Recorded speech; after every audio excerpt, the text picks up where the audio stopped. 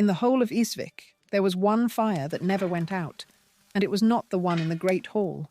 It was the kitchen hearth, down in the belly of the castle, and Nesta was the one who kept it, which was how she came to be alone at midnight, up to her elbows in dough, telling a lump of bread exactly what she thought of it on the night the King of the North walked into her kitchen and did not leave.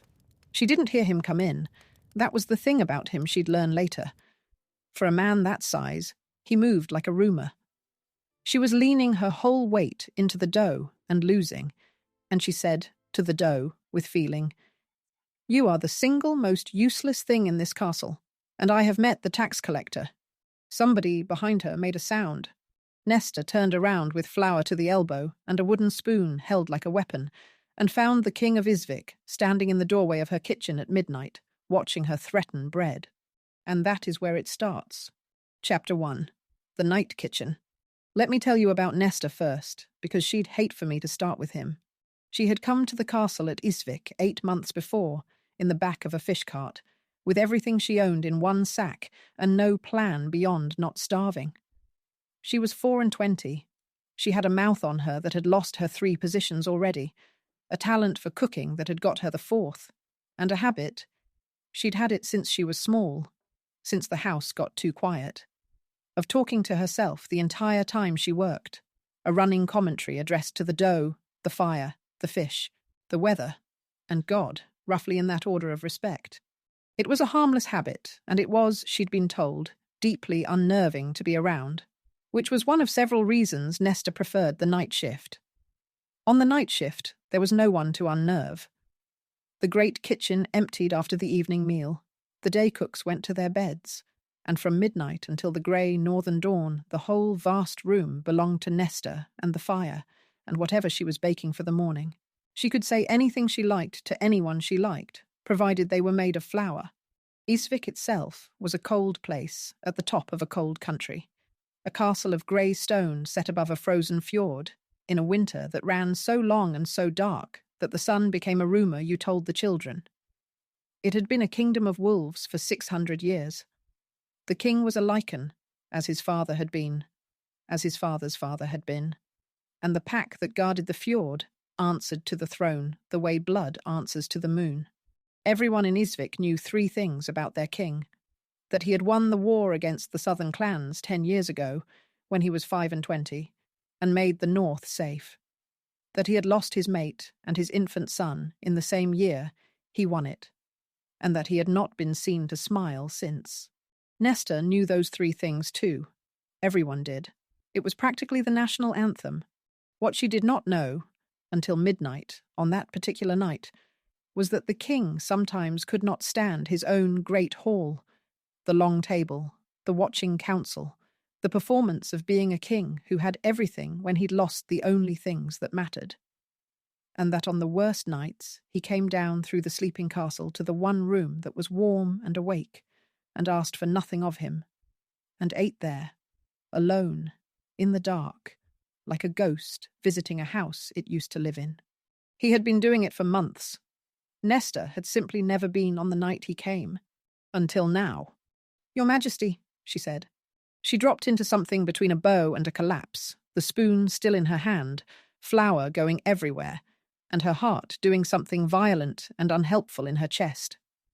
The King of the North, in her kitchen, having just heard her compare his bread unfavourably to a tax collector. "Don't," said the king. "Don't. Oh, don't. I didn't come down here for that." His voice was low and rough, a voice that didn't get much use. "I came for food, if there's food. If there isn't, I'll go. Yes, there's food. There's always food. It's a kitchen. That's the. Nesta shut her mouth with an effort that was visible. "Sit, sire. Sit anywhere. I'll bring you something. Please ignore everything you heard when you came in." The king looked at her for a moment. He was very tall and very still, and there was a tiredness on him that had nothing to do with the hour. The deep, structural tiredness of a man who has been carrying something so long, he's forgotten it isn't part of his own body. "You were talking to the bread," he said. "I talk to the bread." "Why?" because it listens better than most people, and it can't report me to anyone." She heard herself and winced. "I'll bring you the stew." And she fled to the far end of the kitchen where the pots were, and put her hot face down near the steam, and told herself, silently for once, that she would say nothing else for the rest of the night. Nothing, not one single word. She would be a mute and dignified servant, and this humiliation would end. She lasted about 4 minutes. She brought him the stew, the good stew, the one she'd been keeping back for herself, because some instinct older than sense told her you gave the sad king the good stew, and a heel of yesterday's bread, which was better than tonight's, on account of tonight's being useless. She set it in front of him where he'd sat, which was not at the big table, but on the bench by the fire, in the warm, like a man who'd rather not be waited on. And she stood back and folded her hands and prepared to be silent. The king ate a spoonful, and Nesta, watching, unable to help it, said, "Is it all right? You're making a face. Is it the salt?" "I go heavy on the salt. It's a fault. My mother told me it'd end me. Too much salt and too much lip," she said, "and here I am, still going." So she was half wrong at least. "It's good," said the king. "Oh, it's very good." He looked faintly surprised to be saying it. "The face isn't the stew." He didn't say what the face was. He went back to eating. And Nesta, who had been braced for a great many things, was not braced for the small, quiet fact of a lonely man eating good stew by her fire at midnight. And it did something to her chest that she decided very firmly not to examine. He ate the whole bowl. He wiped it with the bread. Then he stood and thanked her. Actually, thanked her. A king, thanking a night cook. And went back up into the dark of the sleeping castle without another word. Nesta stood in the empty kitchen for a while. "He ate the whole thing," she informed the fire. The fire said nothing. It was better at this than the bread. He never... Well, how would I know what he never? "Stir the pot, Nesta. Mind your business. The king's business is the king's." She stirred the pot. She minded her business for a full day. And the next night, an hour past midnight, the king came back. Chapter 2. The Quiet Man.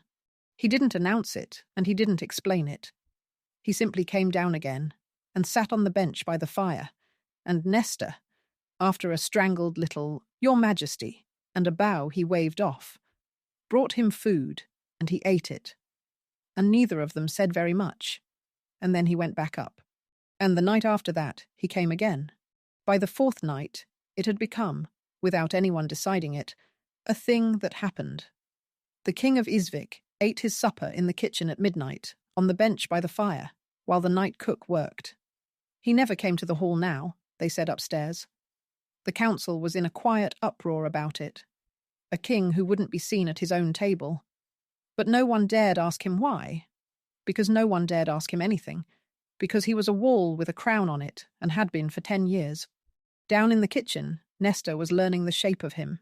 She learned that he liked the fire bench, not the table, that he took his bread torn, not cut, that he'd eat anything she put down without complaint, but that his shoulders came down half an inch when it was the plain food, the peasant food, the barley and the root stew and the dark bread, as if the grand food of his grand life had become one more thing to endure, and a bowl of something honest was a small mercy.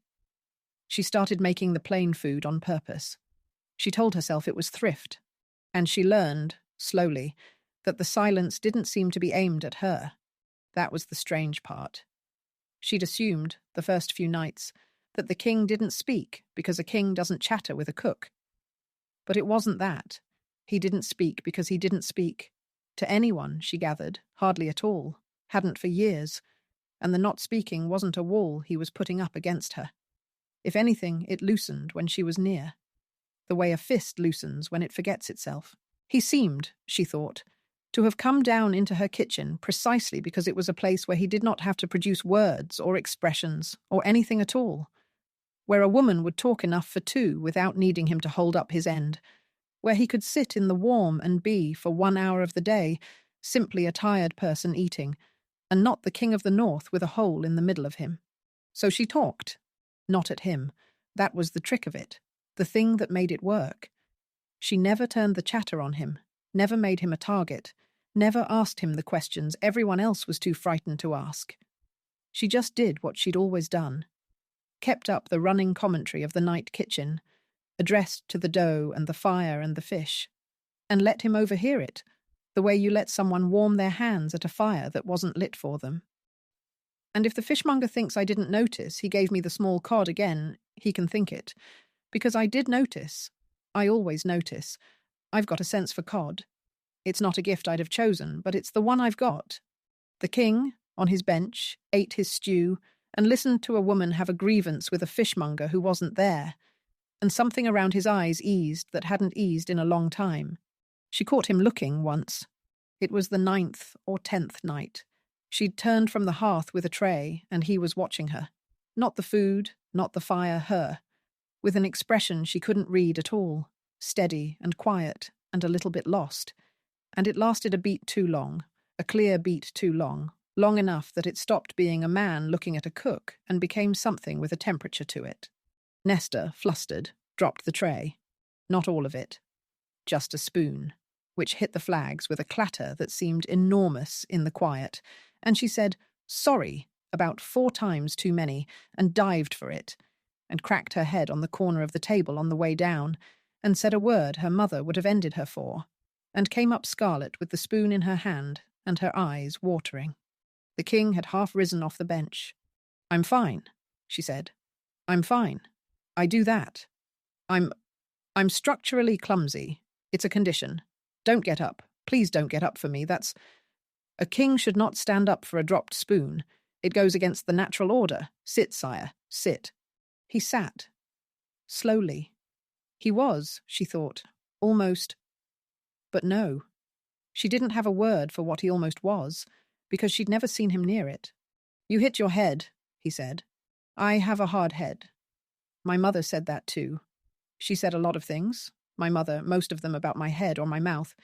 She had a whole theory that I was assembled wrong from the..." Nesta stopped, because he was still looking at her, still with that look, and the look was doing something to her voice, making it run faster and thinner. "I'll get you more bread," she said, and fled again.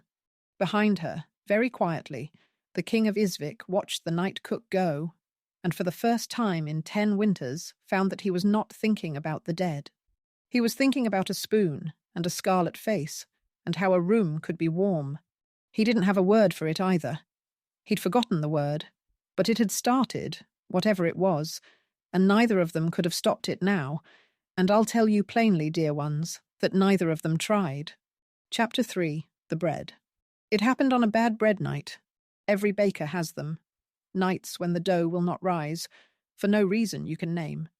When you've done everything the same as always, and the stuff just sits there in the bowl, dense and sullen and spiteful, refusing to become bread out of what appears to be pure malice. Nesta was having one of those nights, and she was having it in front of the king, which did nothing for her temper. He'd come earlier than usual. That had started happening. The hour past midnight had crept back to midnight, and then to before it. And now, some nights, he was on his bench by the fire while she was still getting the morning's loaves going, and neither of them mentioned that either. He was there, in the warm, watching her fight with a bowl of dough that would not cooperate. She'd forgotten to be careful. That was the thing. 10, 11 nights in, she'd stopped performing servant for him. He so plainly didn't want it, and slid back into being simply herself, which meant the running commentary was in full flow, and she'd forgotten, in the heat of battle with the dough, that she had an audience with a crown. "Rise," she told the dough. The dough did not rise. "Rise! Come on! Come on!" She punched it. It absorbed the punch with the smug solidity of a thing that knows it's winning. "Rise, you useless lump. I have done everything for you. I have given you the good flour and the warm corner, and I sang to you earlier. I actually sang to you. And this is the thanks." She stood back and put her floury hands on her hips and regarded the dough with the pure loathing of the small hours. "My God, you are as much use as a wet fart." And the King of Ísvik laughed. It came out of him before he could stop it. A short, cracked, astonished bark of a laugh. The laugh of a man whose laugh has been in a locked room for 10 years and has just been let out without warning. And it was so loud in the quiet kitchen, and so completely unexpected, that Nesta screamed and dropped the dough.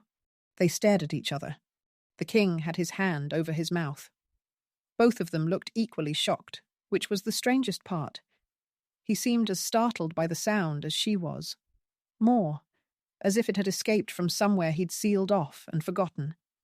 His eyes above his hand were wide. He said, and stopped, and took the hand away, and looked at it as if it might tell him what had just happened. "Did you just laugh?" Nesta said. "No." "You did. You laughed. At my bread. My bread is dying, and you laughed. I didn't." And then it happened again, smaller this time, a helpless huff he couldn't hold, and he shut his eyes as if it hurt. And maybe it did. And when he opened them, there was something wet at the corner of them that both of them very carefully did not mention. "A wet fart," he said. "It's a technical term. Is it? It's what my mother called anything useless. Me, mostly." She was grinning now. She couldn't help it, the fright turning to something giddy, because she had just made the saddest man in the north laugh, and it felt like she'd lit a fire in a house everyone thought was empty. "I come from a long line of women who insult food. It's practically a trade." And the king smiled. Properly, not the ghost of one, not the memory. An actual smile, slow and disused, and a little bit disbelieving, spreading across a face that Nesta realized, with a small internal lurch, was a genuinely handsome face when it wasn't carved out of grief. She'd been so busy being frightened of him, and then so busy being comfortable with him, that she'd never quite let herself notice. She noticed now. It was inconvenient. "There," she said, to cover it. "Now you've done it. You've smiled. The whole castle's going to think I witched you. They'll drown me in the fjord." "They won't." "They will. There'll be a whole thing. The night cook made the king smile, obviously a witch, into the water with her." Nesta. It was the first time he'd said her name. She didn't know he knew it. She stopped mid-flow, the way you stop when someone touches your arm. "No one is drowning you," said the King of Ísvik. "You have my word," which, it turns out, is worth something again. He looked down at his own hands. "I didn't think that was still in me. That. I thought it died with—" He didn't finish it. And Nesta, who had a genius for saying the wrong thing, and, once in a great while, a rarer genius for saying exactly the right one, did not fill the silence with chatter for once. She picked the dropped dough up off the floor and looked at it and said gently, "This is past saving, but I've got a second batch. Sit down. I'll make you something while it proves, and you can tell me or not tell me, whichever. I talk enough for two." And the king sat down. And that was the night it changed. Not with the laugh, but with what came after the laugh, which was a man in a warm kitchen beginning, very slowly, to thaw. Chapter 4. After the laugh. After that he talked. Not much, and not easily. It came out of him rusty and slow, like a pump that hasn't been worked in a long time. A sentence here, a dry remark there. A question about where she'd learned to cook, about the fishmonger she was always feuding with, about the mother who'd insulted her head. But it came, and Nesta, who had spent her life being told her talking was a fault, discovered that her fault was, for this one broken man, a kind of medicine. That he could talk because she made the talking safe, filled in the terrible silences, never once asked the questions that would have closed him back up. She learned his name was Torvald. She'd known it, of course. Everyone knew it. But there's knowing a king's name, and there's being told it by the man in a kitchen at 2 a.m, and the second one is different. "You can't call me that," he said. "Not upstairs. They'd have opinions. I'm never upstairs. I'm a night cook. Upstairs is a rumour to me, like the sun." "Then, down here," he said. "Torvald. Down here I'd like to be a man with a name instead of a—" He gestured vaguely at himself, the crown he wasn't wearing, the whole apparatus of being the North's grief made into a throne. I get enough of the other one. Torvald, she tried. It felt enormous in her mouth, treasonous and warm. All right. Down here. Just us. Just us. She heard herself say it and busied herself with the fire. He started helping. That was the thing she was least prepared for. A king. The king. A man who had won a war and buried a family and ruled the North from a throne of grey stone, sitting at her kitchen table of an early morning shelling peas, because his hands wanted something to do, and she'd shoved the bowl at him without thinking. He was terrible at it. He was enormous and careful and slow, and he split half of them. And Nesta watched the Lycan King of Ísvik frown in fierce concentration at a pea pod, and had to turn away and press her lips together so she wouldn't laugh at him, because she had a feeling being laughed at was not something that had happened to him in a very long time, and she didn't want to spend the new thing carelessly. There was a night around then she thought about for a long time afterward. He'd come down worn to the bone, some council business, some old grief dragged up by a date on the calendar, she never asked which. And he hadn't wanted food, and he hadn't wanted talk, and he'd just sat on his bench with his elbows on his knees and his head down, a big man folded small, and Nesta had done the only thing she knew how to do, which was keep working and keep talking. Low, easy, about nothing. The price of eggs, a dog in the yard that had adopted her, the way the frost had made ferns on the window glass. She talked the way you'd hum to a frightened horse, not needing him to answer, just filling the dark with something that wasn't grief. And after a while she saw his shoulders come down, and after a longer while she saw him lift his head and watch her, and the watching had gone soft and steadying, like a man warming his hands. "You do that on purpose," he said. "Do what? Talk me out of the dark. Just talk. Until it lets go. I talk because I can't help it. If it happens to work on you, that's a happy accident." She set a cup of something warm by his hand without being asked. "Drink that. You look like the inside of a boot." "That's not how you speak to a king." "It's how I speak to a man who looks like the inside of a boot. Drink." And he'd drunk it. And something in the room had shifted a little closer, and neither of them had said so. "You're splitting them," she said. "I'm aware. Thumb along the seam. Don't attack it. It's a pea, not a southern clan." He looked at her. There was a dangerous glint of the almost humour in it now, the thing the laugh had let loose. "Are you giving me tactical advice about peas?" "Somebody has to. You're making a massacre of my supper." And he huffed that near laugh again, and bent back to the peas, and did it right the second time, and held one up to her with the grave triumph of a boy showing his mother a fish. And Nesta felt her whole traitorous heart turn over in her chest like a loaf coming out of a tin. This is the part where I should tell you about the thing waking up, because it wasn't only the man thawing. There was more to Torvald than the man, as there is with all his kind. There was the wolf, the animal soul that lives alongside the human one. And Torvald's wolf had been silent for 10 years, not sleeping. Silent when his mate died, when the bond that tied them, the deep moon-given tether, was torn out by the root. Something in his wolf had gone quiet and stayed quiet, the way a dog will lie by a grave and not eat. He had not shifted in 10 years. He had not howled. The council whispered about it in rooms he wasn't in. A Lycan king whose wolf is dead is only half a king, and half a king is a danger, and a danger is a thing that gets replaced. Torvald hadn't told anyone that some nights, lately, down in the warm kitchen, he felt the wolf lift its head. The first time was the night of the laugh, a stirring, deep down, in a place he'd thought was rubble. The second time was the peas. The wolf came up through him at the sight of her turning away to hide her smile, came up sudden and certain and interested, and Torvald had to put the bowl down and breathe, because after 10 years of silence, the animal in him had just, very clearly, looked at the night cook and thought, her. He didn't tell Nesta that.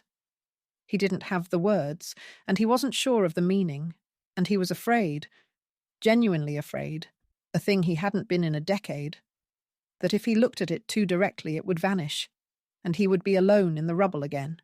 So he said nothing about the wolf. He shelled the peas. He came back the next night, and the next. And upstairs, a man named Allard, who was the king's chief counsellor and had run the north comfortably in all but name for 10 years of the king's grief, began to notice that the king was different, that he came to council with colour in his face, that he'd been heard, once, to make a dry joke, and the whole table had frozen in terror at the sound, that he vanished every night and came back, changed. Allard did not like things he could not explain. An explicable king was a manageable king. So Allard, who was a patient man and a thorough one, set himself quietly to finding out where his grieving, useful, controllable king went at midnight, and what, or who, had started to bring him back to life. He found the kitchen inside a week. He found out about the night cook inside too. And then Allard, who had a marriage of state to arrange and a great deal riding on the king, staying exactly as broken and biddable as he'd been for 10 years, began to look into precisely who Nesta was and where she'd come from, and what might be done about her. He found something. Oh, he found something. But I'm getting ahead of myself. And Nesta would want you to have the good part first.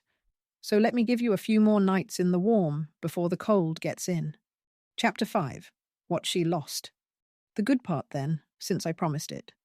There were 3 more weeks of nights, and they were the best of Nesta's life, and she'd have been the first to tell you how pathetic that was. That the best weeks of a woman's life should be a series of 2 in the mornings in a kitchen with a man who couldn't be hers. She knew he couldn't be hers. She wasn't a fool, whatever her mouth suggested. He was the king of the north, and she was a night cook who'd arrived in a fish cart. And there was no version of the world where that ended in anything but her being sensible about it eventually. She was not being sensible about it. She was aware of the failure and doing nothing to correct it, because the thing had a heat to it now. And they both knew, and neither would say. It was in the way the kitchen got smaller when he was in it. It was in the way he'd taken to standing near her at the board, close, closer than the work needed, near enough that she could feel the warmth coming off him like a second fire. And she didn't move away, and he didn't move away, and the not moving away became its own conversation, conducted entirely in the space between 2 people who won't quite touch. One night, he reached past her for the salt, and his chest was against her shoulder for a moment, and neither of them breathed. Another night, she was showing him how to score a loaf. Like this. One motion, confident, the bread can smell fear. And she put her hand over his on the knife to guide it, and the guiding turned to just her hand on his hand. Warm, still, for a beat too long, and she took it back and dropped the knife and said, "There," in a voice that came out wrong, and he said, "There," back in a voice that came out worse. And once, this was the one that undid her, she caught him looking at her again, the long look, the one with the temperature, and instead of dropping something and fleeing, she looked back, held it, let him see her hold it. And the King of Ísvik went very still, the way a wolf goes still, and the air in the kitchen changed so completely that Nesta's own heart went to war in her chest, and she thought, clearly, we are going to do something we can't undo, right now, over a bowl of proving dough. And she panicked, and said, out loud, to the room, in the ancient reflex of a woman who talks when she's frightened, "He's the king. He is the actual king. You cannot fancy the king, you enormous idiot. He could have you drowned. Nesta. Nice arms, though. Nesta." She clapped both floury hands over her mouth. Too late. Far, far too late. Her whole face went the colour of the fire. "I was talking to the dough," she said, through her fingers. "I talked to the dough. It's a whole thing. Please ignore the last part especially, the arms part. And Torvald, the king of the north, the war winner, the man of stone, put his head down on her kitchen table and laughed until his shoulders shook. And it was the second real laugh. And it was better than the first. And when he lifted his head, There was a warmth in his eyes that had nothing sad in it at all, and he said, "I heard the last part. I'm keeping the last part." "You're a cruel man." "I have nice arms, I've been reliably told, by the doe." "The doe will deny everything." They were both grinning like fools across a kitchen table at 3 a.m, and it was, Nesta thought, the closest she'd ever been to simply happy, and that should have told her it couldn't last, because in her experience the moment you noticed you were happy was the moment the world reached over and took it back. The world reached over the next night. It came in the shape of Allard. He was waiting in the kitchen when she came down for her shift. An elegant grey man she knew by sight and dread. The king's chief counsellor. The sort of man who made you check you still had your purse after he'd smiled at you. He was sitting on Torvald's bench, by the fire, in the warm, and the wrongness of him there, in the one place that had become theirs, put Nesta on her guard before he'd said a word. "You're the night cook?" Allard said pleasantly. "Nesta. From the south, they tell me. Came up 8 months ago in a fish cart with nothing to your name." "That's no secret. What do you want, my lord?" "I've bread to start. I want to talk about the king." He folded his hands. "He comes down here, every night. He's changed since he started. Lighter. There's colour in him. The whole castle's remarking on it." "Good," said Nesta carefully. "That's good, isn't it? It's the best thing to happen to the north in 10 years. Allard agreed, and his agreeing frightened her more than an argument would have. A king who can feel again. Marvellous. There's only one difficulty. He looked at her, and the pleasantness didn't reach his eyes. "I wonder if the king knows who's been mending him. I wonder if he knows your family name." "I never gave him my family name." "No," said Allard. "I don't imagine you did. Halverson." The kitchen went very quiet. "Your brother was Axel Halverson," Allard said, watching her face, enjoying it. "He fell at the Weeping Ford, 10 years ago, in the war." "You've done your reading," said Nesta. Her voice had gone flat. Her hands, at her sides, had gone still. The Weeping Ford was the king's victory, the one that ended the war and made the north safe and put the crown beyond challenge. 400 men died winning it. Your brother was one of them. Died so that our king could stand where he stands. Died for Torvald's war. Allard stood, smoothing his coat. "I only wondered whether the king knows that the woman who's brought him back to life is the sister of one of the men his war put in the ground. I wondered how he'd feel, sitting on that bench, laughing at your bread, if he knew he was being warmed by the family of the dead he made. I wondered." And here the pleasantness dropped clean away, and what was underneath was cold as the fjord. "Whether you'd told him, or whether you'd been letting him fall for you without mentioning the small matter of the grave he dug for your brother." Nesta didn't answer. She couldn't. Because the terrible thing, the thing Allard had come to do, was already done. He'd said it, and now it was in the room, and it couldn't be unsaid. And every warm night in the kitchen had just been poisoned at the root. "I'd tell him," Allard said from the doorway. "If I were you. Before someone else does. It's always better coming from you." He smiled. "Or better still. And I say this as a kindness, cook. Go. Tonight. There's a marriage of state to arrange for our newly living king, an alliance the North badly needs. And it goes a great deal easier without a grieving girl in the kitchen muddying his heart. Take some coin and go south and let him do his duty. That's the sensible thing. You strike me as a sensible woman." "I've been reliably told I'm not," said Nesta. "Pity," said Allard and left. And Nesta stood in the ruined warm of her kitchen and understood 2 things at once. That she had fallen in love with the man whose war killed her brother, and that she had never once, in all those nights, let herself remember it. Because down here he'd been Torvald, a tired man shelling peas, and it had been so easy, so dangerously easy, to forget that upstairs he was the king, whose victory she'd wept for at a grave she'd never even been able to visit, because the Weeping Ford was 300 miles south, and she'd been a girl with no coin and a dead brother, and a mouth that lost her every position she found. She had let herself forget. That was the thing she couldn't forgive. Not him, herself. She'd been so glad of the warm that she'd set her own dead down somewhere and walked away from him to sit by the fire of the man who made him dead. When Torvald came down that night, she was still there, and the bread wasn't started, and her face told him before her mouth could. "What's happened?" he said, already crossing the room. "Nesta, what's wrong?" "Don't." She stepped back. It was the first time she'd ever stepped back from him, and she saw it land on him like a blow. "Don't come. I have to tell you something, and you have to stand there, because if you're close, I won't get it out." So he stood there, in the middle of the kitchen, and Nesta told him. Her name, her brother, the weeping Ford. All of it, plain, the way you pull a splinter, fast and whole.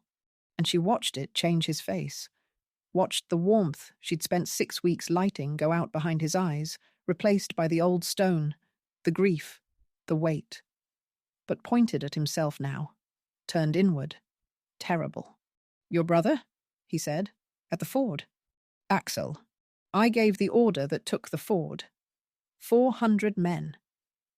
His voice had gone to gravel. "I have their names. I read them.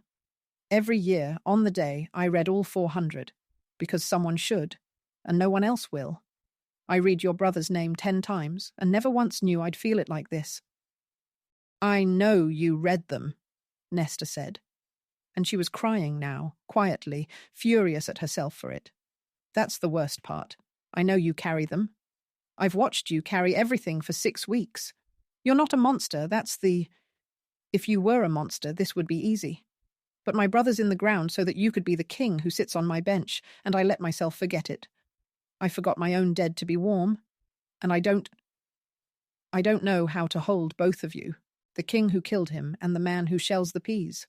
I don't know how they're the same person, but they are. They're the same person, and I've gone and..." She stopped. "And you've gone and what?" Torvald said, very low. "It doesn't matter. Nesta. It doesn't matter, because it can't happen, can it? Allard's right. There's a marriage of state and a duty and a dead brother between us, and I'm a night cook who forgot herself. And the sensible thing..." Her voice cracked clean through. "The sensible thing is I take some coin and go south and let you do your duty. He offered me coin. To go. Tonight." The kitchen was silent. "Did you take it?" Torvald said. "No." "Why not?" And Nesta, through her tears, gave him the truest answer she had, which was also, God help her, a joke, because she couldn't help it, because that was who she was. "Because I've never once done the sensible thing in my life," she said. "And I wasn't going to start with you." Chapter 6. The Thaw. He didn't cross the room to her, though every line of him wanted to. He stayed where he was, and he did the harder thing, which was talk. "I've spent 10 years, Torvald said, "being the man who won the war. That's all they let me be. The victory, the safe north, every feast, every council, every song. Torvald who took the ford, Torvald who ended it. And the whole time all I could think was that I ended it by sending 400 men to die on a riverbank. And I came home to find the price of winning was Ylva and the boy, gone in the same winter. As if the moon looked at what I'd paid in other men's sons and decided to take mine too." He said the names. Ylva, the boy. It was the first time Nesta had heard him say them, and she understood it cost him everything, and that he was spending it on purpose, for her. "So don't stand in my kitchen," he said, "and tell me you don't know how to hold both men, the king who killed your brother and the man who shells your peas. I've been trying to hold both of them for 10 years, and it nearly killed me. And the only place I've ever managed it, the only place I've been both at once and not been torn in half by it, is here, with you, talking to your bread." His voice was raw. "You didn't forget your brother to be warm, Nesta. You did the thing I've never managed. You sat in the same room as the man who did the worst thing, and you didn't turn him into only that. Do you know what a mercy that is? I've never once been able to do it for myself. Nesta wiped her face with the back of a floury hand and left a streak of white across her cheek and didn't know it. "That's a very good speech," she said, wobbling, "for a man who didn't talk for 10 years. I've been saving up."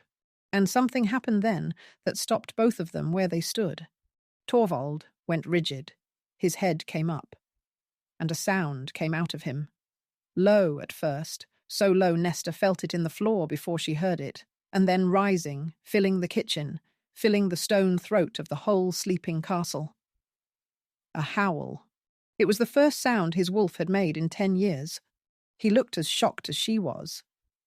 His hand had come up to his own chest, as if he could feel the thing moving under it, the animal that had lain silent by a grave for a decade, suddenly on its feet, and calling for one thing, one person, the woman standing in front of him with flour on her face and her dead brother between them and her whole stubborn heart in her eyes.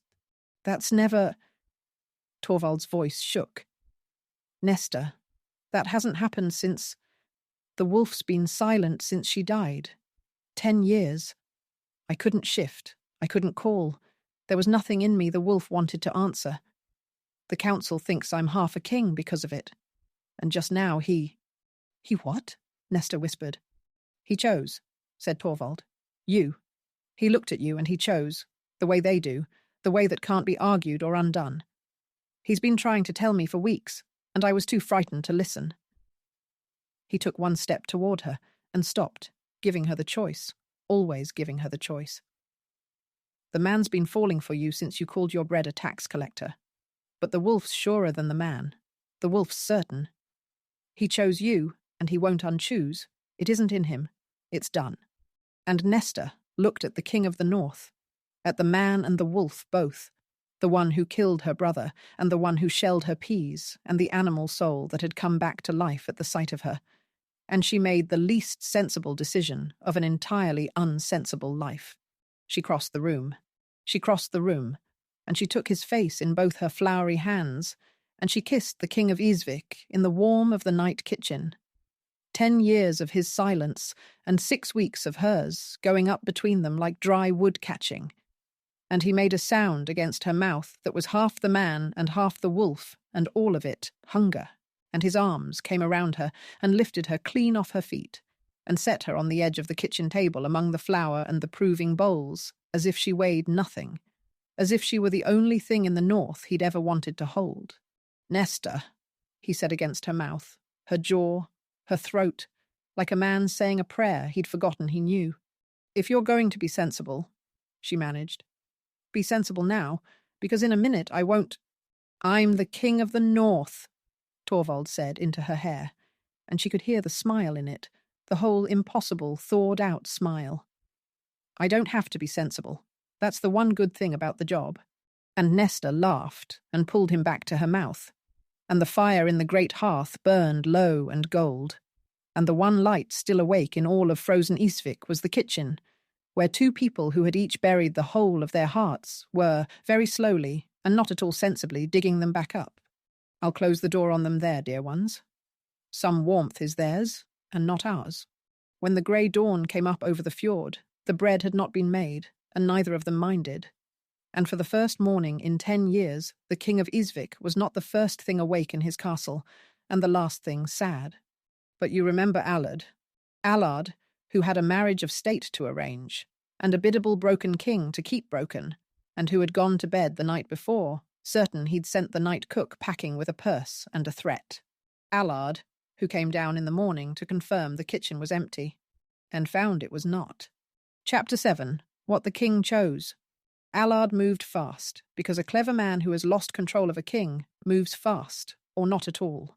By midday, he had done 3 things. He had confirmed to the council that the marriage of state to the daughter of the southern clans, the alliance that would seal the peace, the alliance Allard had spent a year building and staked his whole position on, was ready to be signed, and needed only the king's word. He had let it be known, quietly, in the way Allard let things be known, that the king had been seen unwell, unsteady, not himself, kept from his duties by a common kitchen woman who had got her hooks in during his grief, and he had had Nesta removed from the castle. not violently. Allard was never violent where a purse would do. She was told her position was ended, given coin she hadn't asked for, and put out the south gate before the king rose, so that when Torvald came looking, she would simply be gone.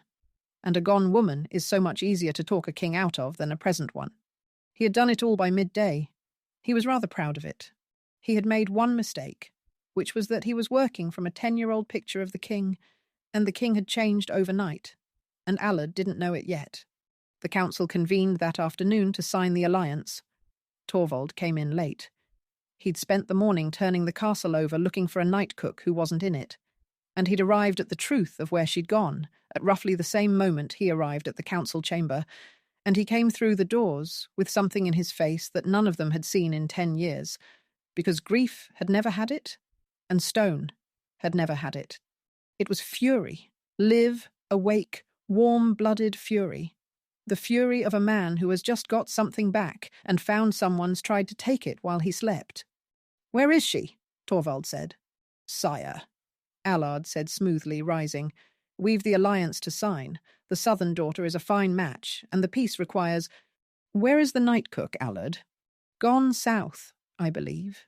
These girls drift. Now, if we might turn to the matter of state that actually—" And Torvald threw back his head and howled. In the council chamber, in front of the whole of the North's grey and careful government. The howl that had been silent 10 years, loosed on purpose this time, deliberate. A king reminding a room full of men who'd started to forget it exactly what he was. And from the yards below, from the walls, from the frozen kennels and the guard posts, the pack answered him. 40 throats.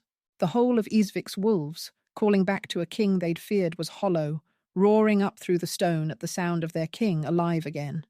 The council went white to a man. "You've all been very comfortable," Torvald said into the ringing silence. "These 10 years. A grieving king is a convenient king. He signs what you put in front of him. He doesn't ask where the money goes or who the alliance really serves. He's half a man, so you run the other half. I know. I let you. I was too far under to care." He set his hands flat on the table and leaned into the room. "I'm not under anymore. And the first thing this king is going to do, awake, is find out exactly who decided a woman who did what none of you could, who brought your king back from the dead, should be put out the south gate with a purse to keep her quiet." Allard had gone the colour of tallow. "The alliance," he tried. "We'll have an alliance, a real one, negotiated by a king who's awake, not one you cooked up to keep your own seat warm. And you—" Torvald looked at his chief counsellor, 10 years of being managed by this man rising up in him. "You're going to sit down and be quiet, and be very grateful that I found my temper before I found my wolf's, because the man is angry, Allard. But the wolf remembers everything, and the wolf did not care for what you did to her." Allard sat down, and the King of Ísvik walked out of his own council mid-session and called for a horse, and went south through the snow after a night cook. He caught her 4 miles down the fjord road. She was walking. Of course she was walking.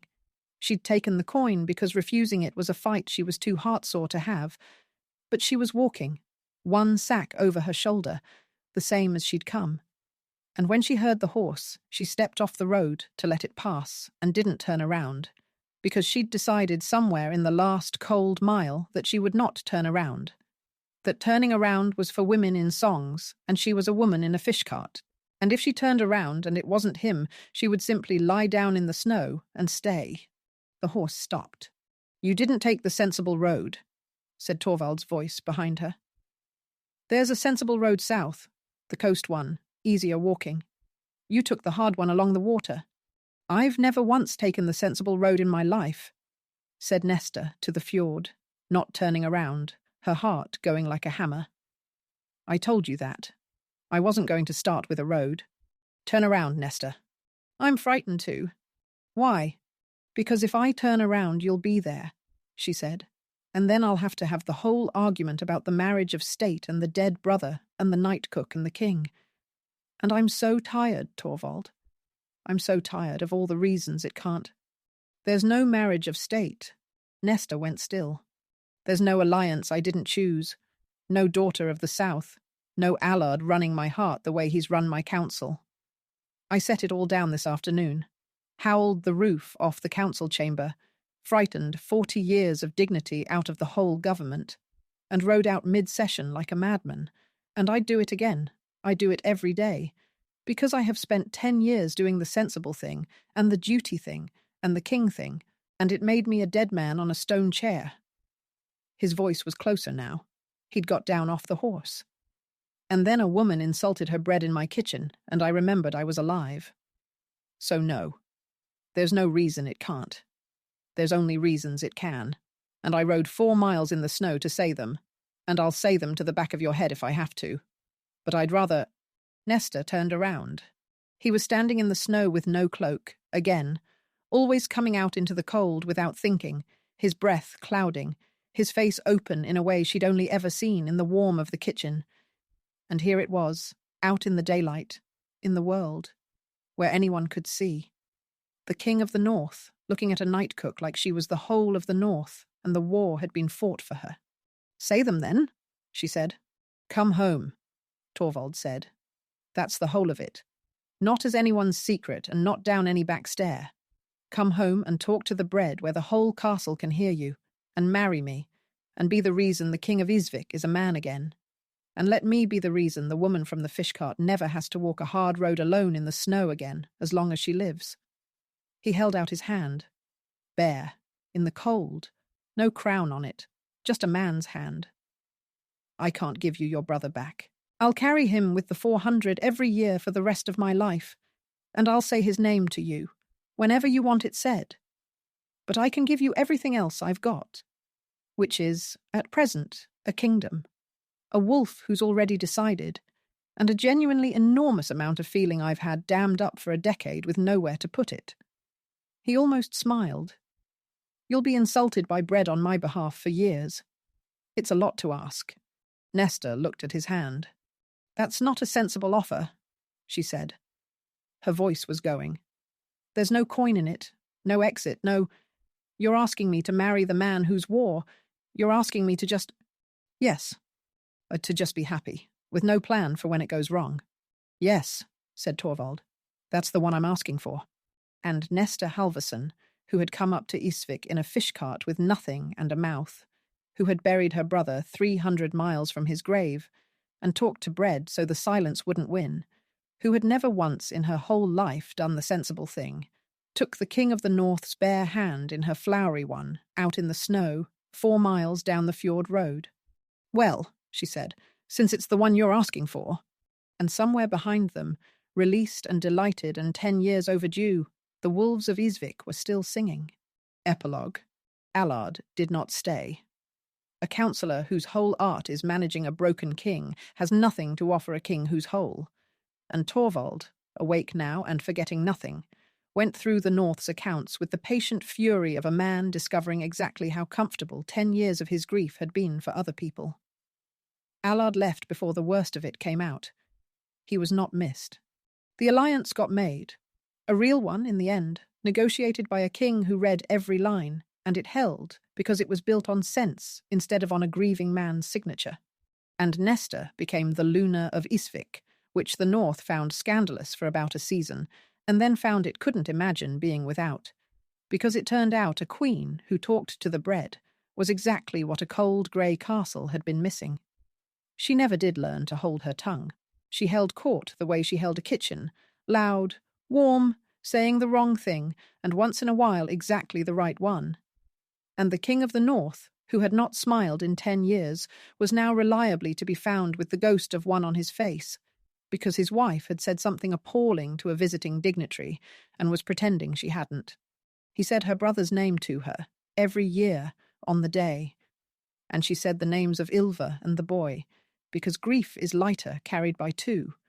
And because she'd decided the woman and the child who came before her were not rivals, but the people who'd taught him how to love in the first place, and she'd not have him love her with a smaller heart than the one they'd made. And the kitchen fire, the one that never goes out, still burns in the belly of Ísvik. But the king doesn't eat down there alone in the dark anymore. He eats upstairs now, in the warm, with the loud one. That's the last page, and that's the diary, ladies. Now, let me tell you one true thing before I let you go. There's a reason I set so much of this in a kitchen, and it isn't only that it's where they fell in love. In a medieval castle, the kitchen was the one fire that never died. The great hall fire was let go out at night. The bedchambers went cold. But the kitchen hearth was banked and kept and coaxed through till morning, year round, because a fire that big took half a day to build from cold, and no one could afford to start again each dawn. So through every long dark night, in the belly of a freezing castle, there was one room that stayed warm and awake and alive while everything above it slept. The servants who kept that fire were the lowest of the household, and they were, quite literally, the ones keeping the heart of the place beating in the dark. Torvald went looking for warmth in the one place it never went out. He found rather more than he was expecting. Now tell me something. Her brother died so that he could be king. She fell in love with him anyway. Was that forgiveness, or was it forgetting? You can't say both. Pick one and tell me why in the comments. I read every single one. The next diary is already on my shelf. I'm Leora, your favorite voice when the subject is wolves. Signing off. Until the next story.